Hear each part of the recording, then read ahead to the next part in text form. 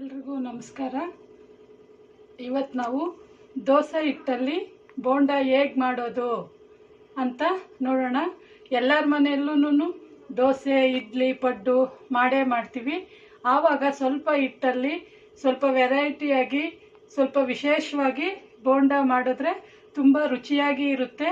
ಮಕ್ಕಳಿಗೆ ಒಳ್ಳೆ ತಿಂಡಿನೂ ಆಗುತ್ತೆ. ಅದನ್ನು ಹೇಗೆ ಮಾಡೋದು ಅಂತ ಈಗ ನಾವು ನೋಡೋಣ. ಬೇಕಾಗಿರೋ ಪದಾರ್ಥಗಳು: ಒಂದು ಕಪ್ಪು, ಒಂದು ಬಟ್ಲು ದೋಸೆ ಹಿಟ್ಟು, ಮತ್ತು ಮುಕ್ಕಾಲು ಬಟ್ಲು ಈರುಳ್ಳಿ, ಮುಕ್ಕಾಲು ಬಟ್ಲು ಕೊತ್ತಂಬರಿ ಸೊಪ್ಪು. ನಿಮಗೆ ಬೇಕಂದರೆ ಈ ಕೊತ್ತಂಬರಿ ಸೊಪ್ಪು ಜೊತೆಗೆ ನುಗ್ಗೆ ಸೊಪ್ಪು, ಪುದೀನ, ಸಬ್ಬಕ್ಕಿ ಸೊಪ್ಪು ಇವೆಲ್ಲ ಆಪ್ಷನ್ ಇರುತ್ತೆ. ನಿಮ್ಗೆ ಯಾವ್ದು ಬೇಕು ಅಂದರೆ ಅದನ್ನು ಹಾಕ್ಕೋಬೋದು. ಮತ್ತು ಅದ್ರ ಜೊತೆಗೆ ನೋಡಿ, ನಾನೊಂದು 5-6 ಹಸಿಮೆಣ್ಸಿನ್ಕಾಯಿ ಹಚ್ಕೊಂಡಿದ್ದೀನಿ. ಮತ್ತು ಆಲ್ರೆಡಿ ನಾವು ದೋಸೆ ಹಿಟ್ಟಿಗೆ ಉಪ್ಪು ಹಾಕಿರ್ತೀವಿ. ಎಷ್ಟು ಬೇಕೋ ಅಷ್ಟು ರುಚಿಗೆ ತಕ್ಕಷ್ಟು ಉಪ್ಪು. ಮತ್ತು ಇನ್ನೊಂದೇನು ಅಂದರೆ, ದೋಸೆ ಹಿಟ್ಟು ತುಂಬ ತಿಳಿಯಾಗಿದ್ದರೆ, ಇಲ್ಲಿ ನೋಡಿ ಸ್ವಲ್ಪ ತಿಳಿಯಾಗಿದೆ ದೋಸೆ ಹಿಟ್ಟು. ಗಟ್ಟಿ ಇದ್ದರೆ ಏನೂ ಅವಶ್ಯಕತೆ ಇರಲ್ಲ. ದೋಸೆ ಹಿಟ್ಟು ತುಂಬ ಸ್ವಲ್ಪ ತಿಳಿ ಇದ್ದರೆ ಅವಾಗ ಏನು ಮಾಡಿ ಅಂತಂದರೆ, ಅದ್ರ ಜೊತೆಗೆ ನೀವು ಇಲ್ಲಿ 3 ಆಪ್ಷನ್ ಇರುತ್ತೆ.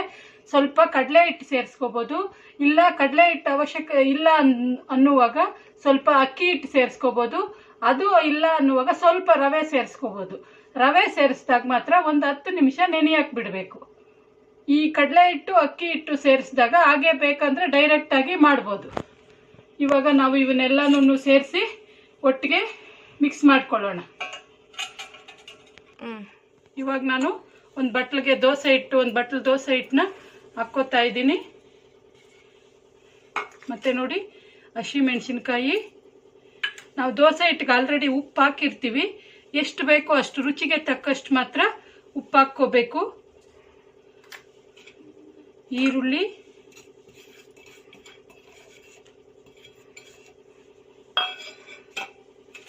ಮತ್ತು ಕೊತ್ತಂಬರಿ ಸೊಪ್ಪು, ಪುದೀನ.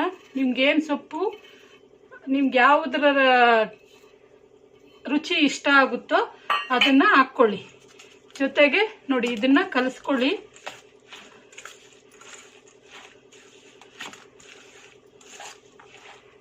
ನೋಡಿ, ಇವಾಗಿದೆ ಗಟ್ಟಿ ಬಂದ್ಬಿಡ್ತು. ಏನೂ ಅವಶ್ಯಕತೆ ಇಲ್ಲ ಇದಕ್ಕೆ. ಸ್ವಲ್ಪ ಕಡಲೆ ಹಿಟ್ಟು ಮಾತ್ರ ಹಾಕ್ಕೊಳ್ಳಿ. ನಾವಿಲ್ಲೊಂದು ಬಟ್ಲು ಅಂತ ತಗೊಂಡ್ವಿ, ಆದರೆ ಒಂದು ಬಟ್ಲು ಬೇಕಾಗಿಲ್ಲ. ಇದ್ರ ಜೊತೆಗೆ ಕರೆಕ್ಟಾಗಿ ಸರಿ ಹೋಗಬೇಕು ಅಂತ ಒಂದು ಸ್ವಲ್ಪ ಯಾವುದಾದ್ರೂ ಹಿಟ್ಟು ಸ್ವಲ್ಪನ ಹಾಕ್ಕೋಬೇಕು. ಇವಾಗ ಸ್ವಲ್ಪ ಅಷ್ಟೇ ಕಡಲೆ ಹಿಟ್ಟು ಹಾಕ್ಕೋತೀನಿ ನೋಡಿ, ಸ್ವಲ್ಪ. ಓಕೆನಾ?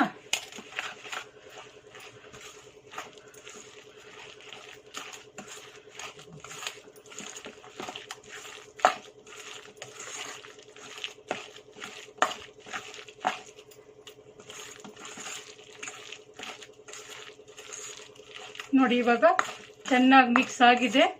ಈಗ ಎಣ್ಣೆ ಕಾಯಕ್ಕೆ ಇಟ್ಕೊಂಡು, ಎಣ್ಣೆ ಕಾದ್ಮೇಲೆ ಇದನ್ನು ಬಿಡೋಣ, ಎಣ್ಣೆಯಲ್ಲಿ ಕರಿಯೋಣ. ನೋಡಿದ್ರಾ, ಇಷ್ಟು ಸಾಕು. ಕೆಲವ್ರಿಗೆ ಇನ್ನೂ ಗಟ್ಟಿ ಬೇಕು ಅಂತಂದರೆ ಇನ್ನು ಸ್ವಲ್ಪ ಹಿಟ್ಟಿದೆ ನೋಡಿ, ಹಾಕ್ಕೊಂಡು ಮಿಕ್ಸ್ ಮಾಡ್ಕೋಬೋದು. ಇಲ್ಲ ಸಾಕು, ಬೋಂಡಾಗೆಲ್ಲ ಇಷ್ಟೇ ಸಾಕು. ಇಲ್ಲ ಬೇಕು ಅಂತಂದರೆ ಇನ್ನೂ ಒಂದು ಸ್ವಲ್ಪ ಹಾಕ್ಕೋಬೋದು. ಇಲ್ಲ ಇನ್ನೂ ಸ್ವಲ್ಪ ಗಟ್ಟಿ ಬೇಕು ಅಂದರೆ ಇನ್ನೊಂದು ಸ್ವಲ್ಪ ಹಾಕ್ಕೊಳ್ಳಿ. ಆದರೆ ಸ್ವಲ್ಪ ಸಾಫ್ಟಾಗಿ ಇರಲಿ ಅಂತಂದರೆ ಸ್ವಲ್ಪ ಮೆತ್ತಗೆ ಇರಲಿ.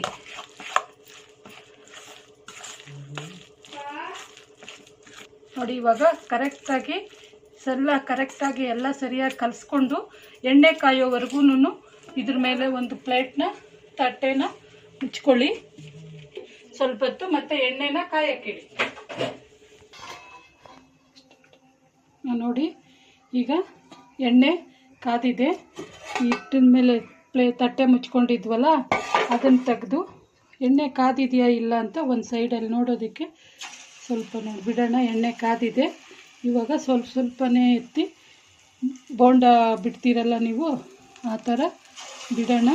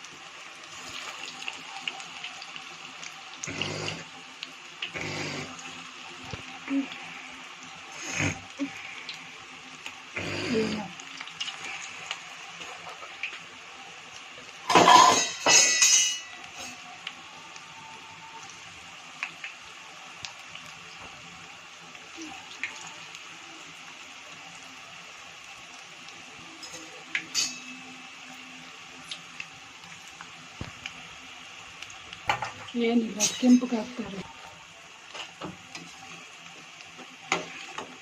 ನೋಡಿ. ಈ ಥರ ಒಂದು ಸ್ವಲ್ಪ ಹೊತ್ತು ಅದು ಬೇಯೋವರೆಗೂ ಕಲಸಬೇಡ್ರಿ. ಒಂದು ಸ್ವಲ್ಪ ಹೊತ್ತು ಉಂಡೆ ಹಿಡ್ದಿದೆ ಅನ್ನುವಾಗ ಸ್ವಲ್ಪ ಕಲಸಿ ತಿರ್ಗಿಸ್ಕೊಳ್ಳಿ.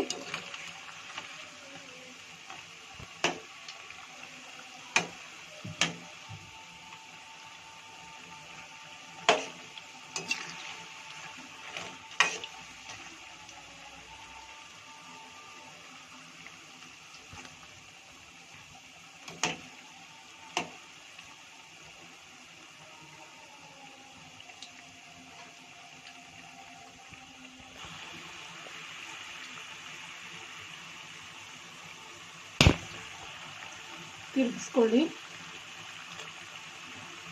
ಯಾವುದು ಬೆಂದಿಲ್ವೋ ಅದನ್ನು ಸ್ವಲ್ಪ ತಿರುಗಿಸ್ಕೊಳ್ತಾ ಇರಿ. ನೋಡಿ, ಈಗ ಯೆಲ್ಲೋ ಕಲರ್ ಬರ್ತಾ ಇದೆ, ಹೊಂಬಣ್ಣ ಬರ್ತಾ ಇದೆ.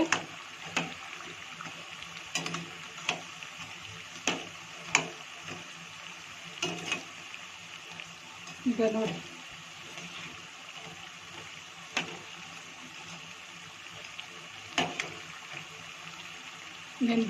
ಇದು ಬೆಂದಿದೆ ಅಂತ ನಿಮಗೆ ಕನ್ಫರ್ಮ್ ಆದಾಗ ತೆಗೆದು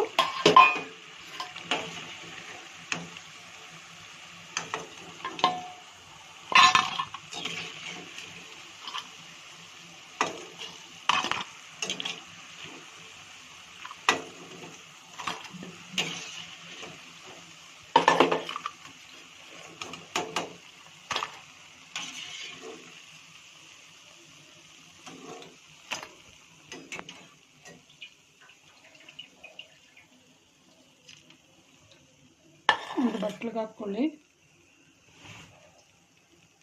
ನೆಕ್ಸ್ಟ್ ಇನ್ನೊಂದು ಸಲ ಆಗುತ್ತೆ, ಅದನ್ನು ಬಿಡೋಣ. ನೋಡಿ, ಇದೇ ಥರನೇ ಎಲ್ಲನೂ ಮಾಡ್ಕೊಂಡಿದ್ದಾದಮೇಲೆ ಮೊದಲು ಮಾಡಿಟ್ಕೊಂಡಿರ್ತೀವಲ್ಲ ಅದನ್ನು ಇನ್ನೊಂದು ಸಲ ಎಣ್ಣೆಗೆ ಹಾಕ್ಕೊಂಡು ಒಟ್ಟಿಗೆ ಕರ್ಕೊಳ್ಳಿ. ಯಾಕೆ ಈ ಥರ ಮಾಡೋದು ಅಂತಂದರೆ, ನಾವು ಬೋಂಡ ಆಗಲಿ ಬಜ್ಜಿ ಆಗಲಿ ಒಳಗಡೆ ಸ್ವಲ್ಪ ಏನಾದರೂ ಹಸಿ ಬಿಸಿ ಇದ್ದರೆ ಅದು ಚೆನ್ನಾಗಿ ಬೆಂದೋಗುತ್ತೆ ಮತ್ತು ಟೇಸ್ಟ್ ಕೂಡ ತುಂಬಾ ಚೆನ್ನಾಗಿರುತ್ತೆ. ಅದರಿಂದನೂ ಸೆಕೆಂಡ್ ರೌಂಡ್ ಸುಮ್ಮನೆ ಒಂದು ಸಲ ಎಣ್ಣೆಗೆ ಹಾಕಿ ಒಂದು 2 ನಿಮಿಷ ಬಿಟ್ಟು, 2 ನಿಮಿಷನೂ ಬೇಡ, 1 ನಿಮಿಷ ಬಿಟ್ಟು ತೆಗೆದ್ರೆ ತುಂಬ ರುಚಿಯಾಗಿರುತ್ತೆ. ಮತ್ತು ಒಳಗಡೆ ಏನಾದರೂ ಸ್ವಲ್ಪ ಬೆಂದಿಲ್ಲ, ಹಾಗೆ ಇಟ್ಟಿಟ್ಟೆ ಇದೆ ಅಂದರೆ ಅದು ಬೆಂದೋಗುತ್ತೆ.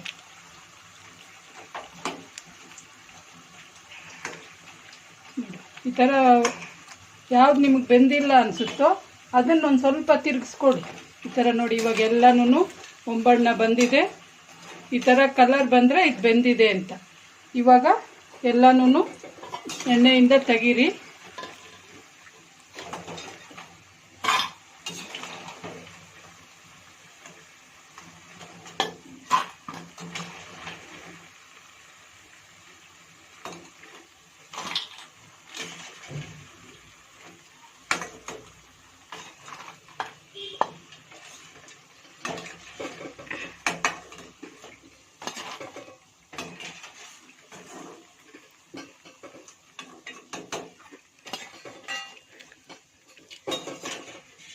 ತೆಗ್ದಿದ್ದಾದ್ಮೇಲೆ ಸ್ಟವ್ ಆಫ್ ಮಾಡ್ಕೊಳ್ಳಿ.